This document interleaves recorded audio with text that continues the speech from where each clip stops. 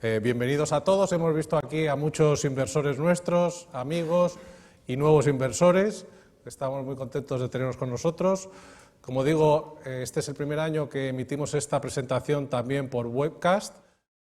Esto es el número de años que llevamos en Cygnus. En nuestra industria, 9 años de track record o de historia es considerado un periodo largo y relevante. No hay tantos managers que lo puedan decir, pues ha sido de todos los colores.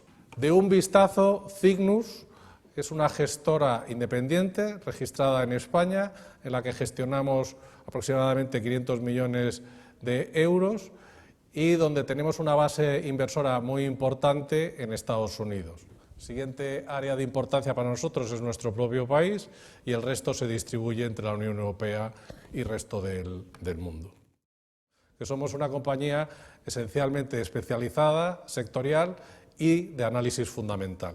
Estamos trabajando en tener una plataforma transaccional, que quiere decir que los inversores van a poder operar y ver y consultar sus fondos y sus posiciones con nosotros a través de la web.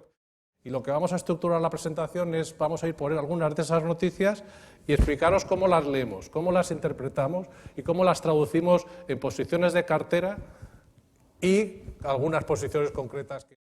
El Banco Central confirma el inicio de la compra de deuda. Nosotros estamos enfocándonos en el portfolio y ya llevamos una temporada comprando acciones que tengan un dividendo sostenible y cuyas rentabilidades compitan bien con los bonos a 10 años. Si vemos en este gráfico, la línea naranja es la evolución de las eléctricas en Estados Unidos y cómo cuando empieza el quantitative easing en marzo de 2009 se produce una expansión de múltiplos en ese sector. Mientras tanto, la línea gris es el índice de utilities europeo donde tendría mucho que recorrer, ¿no? Hemos cogido los precios de cotización actuales, hemos cogido los dividendos y el crecimiento de dividendos esperado y de ahí hemos podido sacar una tasa interna de retorno, una implícita, que como veis pues compite muy bien prácticamente con tipos a cero en los bonos alemanes. Al precio del crudo le afectan un montón de variables, una de ellas es el dólar. Vemos que en esta gráfica la línea gris es la evolución del dólar index, que no es más que una cesta de divisas contra el dólar. Vemos que prácticamente el 50% de la caída del crudo la podemos explicar por la evolución del dólar. Ya en junio de 2014 pues tomamos la decisión de vender todas las posiciones en petroleras. En este caso hemos cogido la evolución del valor liquidativo de Cygnus Value, que es el fondo, si queréis, más tradicional, con más exposición direccional que tenemos, y lo hemos comparado con la evolución del índice de petroleras en Europa y cómo los resultados pues, son relevantes las diferencias. Desde el punto de vista político, y sin entrar en valoraciones, el populismo arraiga en Europa, ¿no? ¿Cómo influyó esto en nuestra forma de gestionar? Pues lo que decidimos fue hacer un esfuerzo mayor en tener el portfolio más cubierto.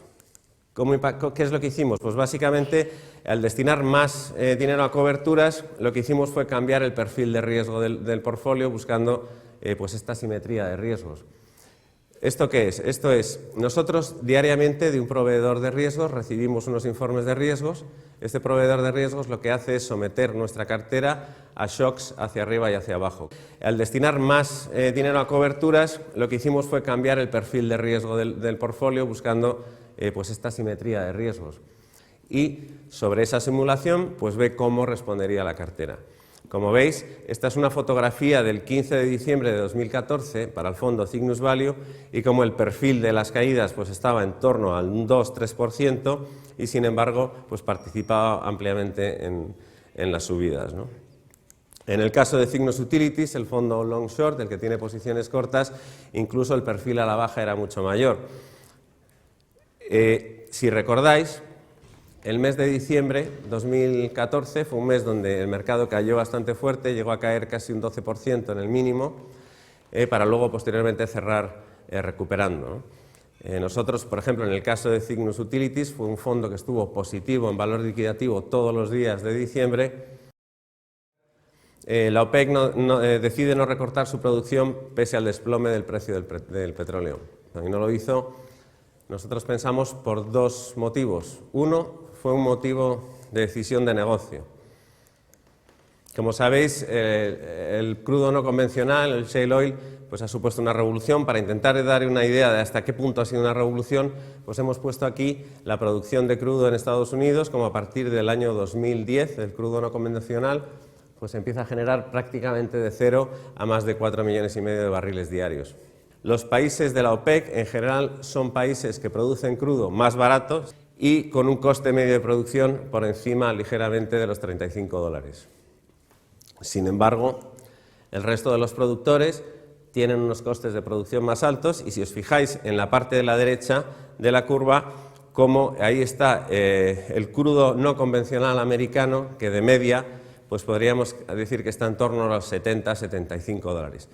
Leo la noticia de Energy Post posterior a la reunión que dice: pero en un mundo donde los productores ven en el horizonte el final de un mercado, entonces cada barril vendido con beneficio es mejor que un barril que no será vendido jamás.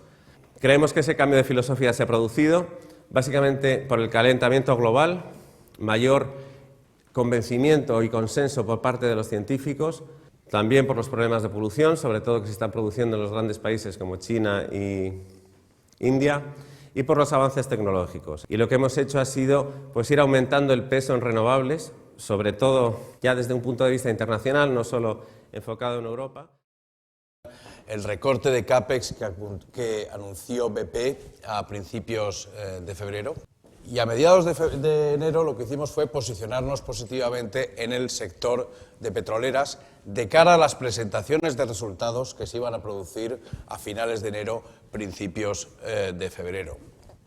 Este es un tipo de trade que suele ser mejor, como dicen los ingleses, el viaje que la llegada.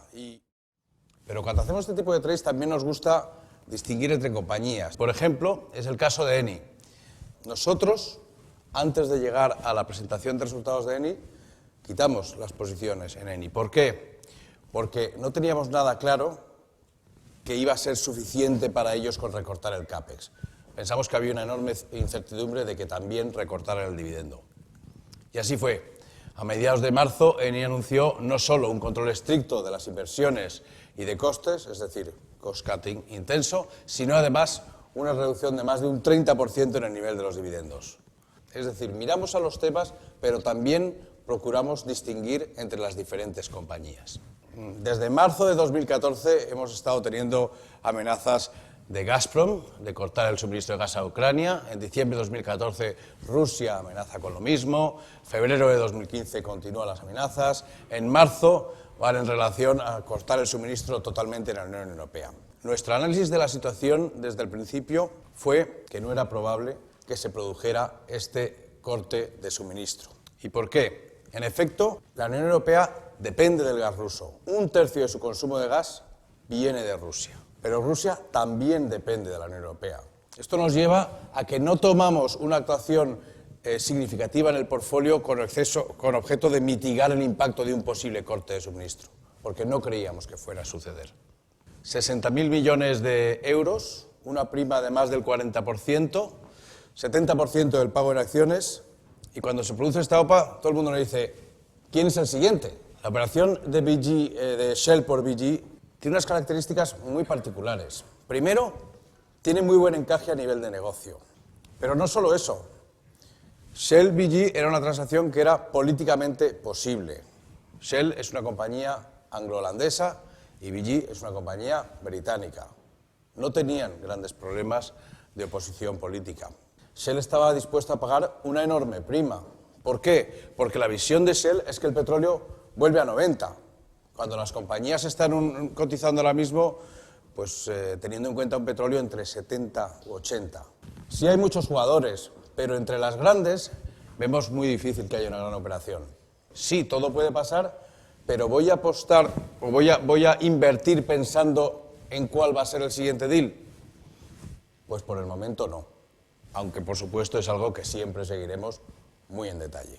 El calentamiento del planeta sigue avanzando, pero también este año hemos encontrado algunas noticias positivas. Por primera vez en el año 2014 se han conseguido estabilizar las emisiones de CO2 en un entorno de crecimiento económico. El mensaje que hay es básicamente que las iniciativas individuales de empresas y de gobiernos por controlar las emisiones están empezando a tener efectos positivos, ¿no? La presión social, en este caso pues individual de una periodista china, empieza a tener impacto.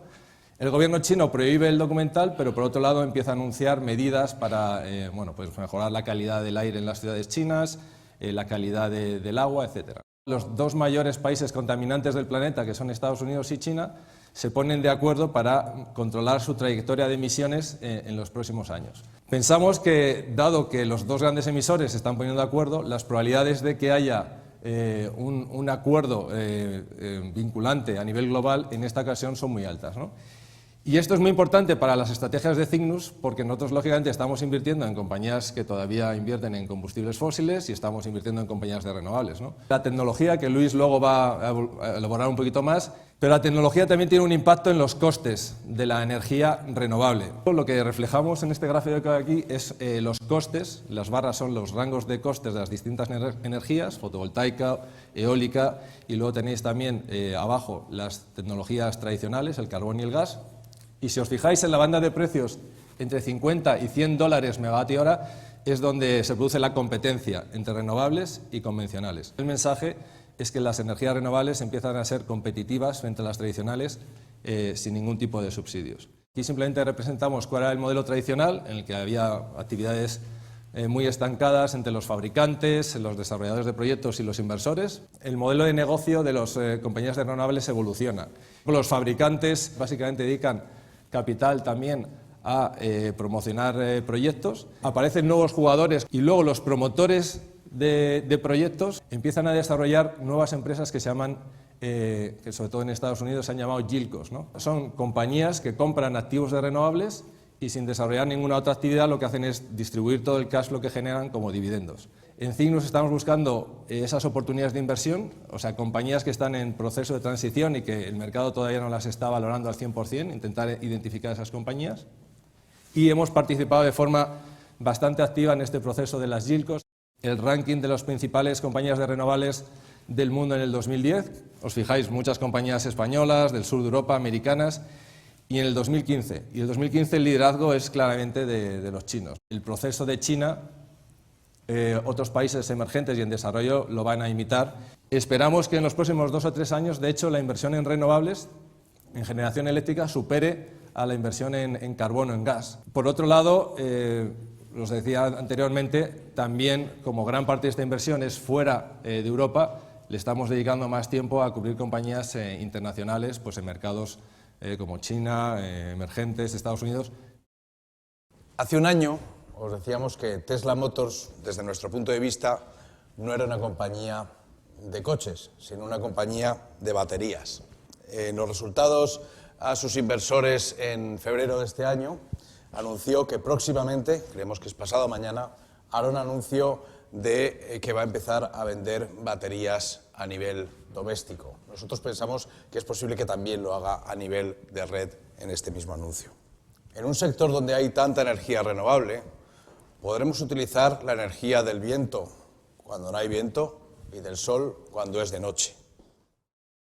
Endesa, en marzo, anuncia un acuerdo para la promoción de la movilidad eléctrica en Europa.